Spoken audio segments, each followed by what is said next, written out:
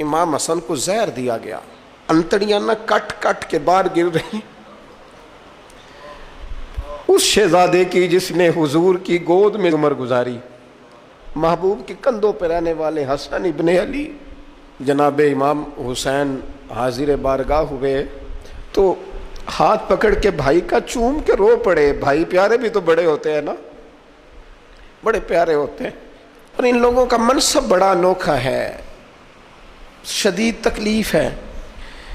تو امام حسین کہتے ہیں میرے بھائی حسن بتائیے آپ کو زہر کس نے دیا؟ رو کے پوچھتے ہیں۔ بھائی کا ماتھا چوم کے امام حسن رو پڑے، کہنے لگے حسین میری مجبوری ہے، میں تمہیں نہیں بتاؤں گا۔ کہا کیوں؟